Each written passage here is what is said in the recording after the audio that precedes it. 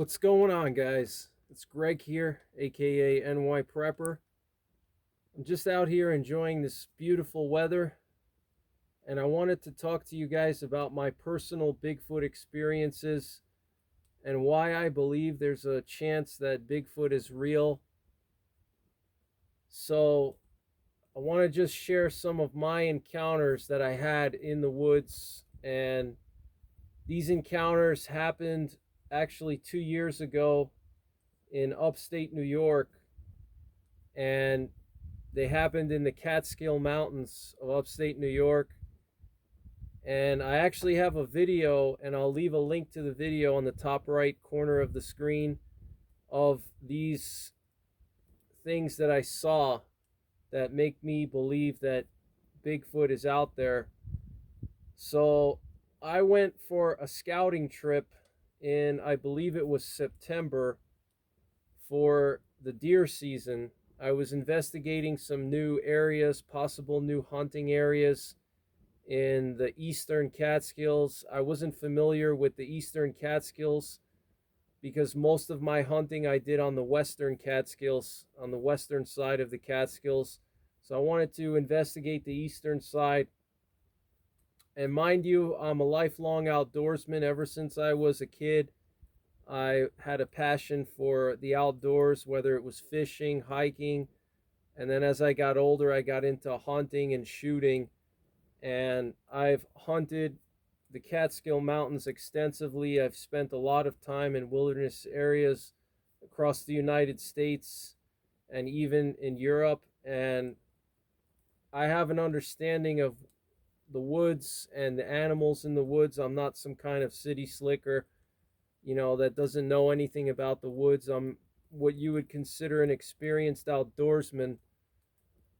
So I went on this scouting trip, and I actually was filming it for the channel, and I wasn't expecting to see any kind of evidence of Bigfoot in the area, and I was completely shocked by what I saw. I didn't actually see a Bigfoot, but as I was exploring this area, the first thing I noticed were some saplings that were twisted and broken. And when I say saplings, I mean a young tree, a young deciduous tree, about an inch and a half to 2 inches max in diameter, maybe about 8 or 10 feet tall at the most. And this sapling was basically twisted, like somebody or something grabbed the sapling and was twisting the sapling, and it caused the bottom of the sapling closest to the ground to have like this twisted look, kind of like if you're trying to break a green branch, you twist the branch to try to get it to break. So something was trying to break this sapling. And what's interesting is there were no signs of humans in that area. I didn't see any boot marks, any kind of human tracks. If there was a person trying to do that to some random sapling in a very remote area, you would see, disturbance on the ground near that sapling, because it takes a lot of force to bend a sapling like that. I mean, even a strong guy like me, I weigh 260 pounds and I'm a former competitive power lifter. I've deadlifted 765 pounds. I've squatted 700 pounds, and I can tell you that the amount of force that you need to twist and bend a sapling, even that's just an inch and a half thick, you need a lot of upper body strength to do that. And you would have to generate a lot of torque and use your legs to really twist a sapling like that, and you would see some kind of disturbance on the ground. You would see boot marks. I didn't see any of that. It was really bizarre. And just some random sapling in the middle of the woods to be, twisted like that is just very, very unusual. And it leads me to believe that there was something else that was not human that was, twisting that sapling. Maybe it was a bear, I don't know, but it was just really weird. It was just a random sapling. I mean, imagine you're using your compass and you're scouting a new hunting area and you're in the middle of the woods and all of a sudden you see a sapling that's just twisted and there's no signs of people anywhere for miles. I mean, it's just very bizarre.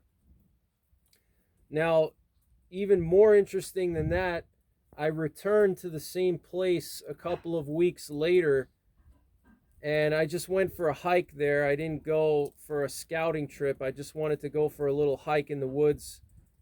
And in that same area, I saw these teepee structures in the woods. Okay, when I say teepee structures, I mean very rudimentary looking teepees.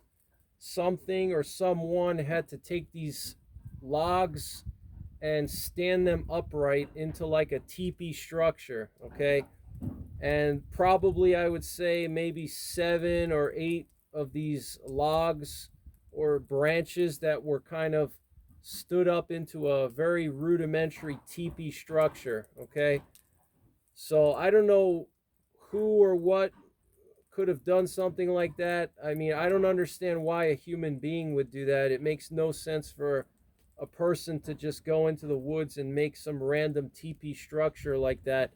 It was very, very crude looking. It didn't look like there was any kind of, intelligence behind this teepee structure. It was just a random teepee structure in the woods, very rudimentary.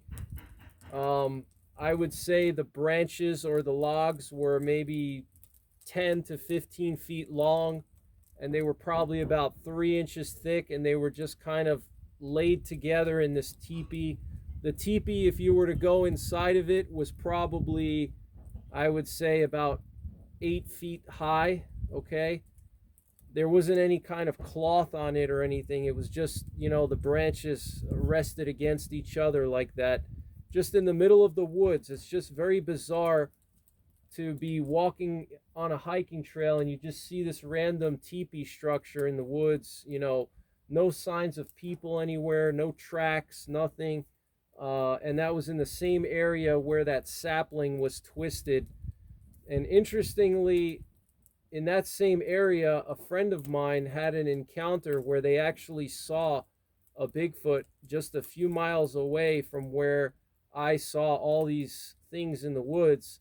One of my friends was driving down the highway late at night, and there was a little pull off on the side of the highway. This is on I-87 in New York, the New York State Thruway.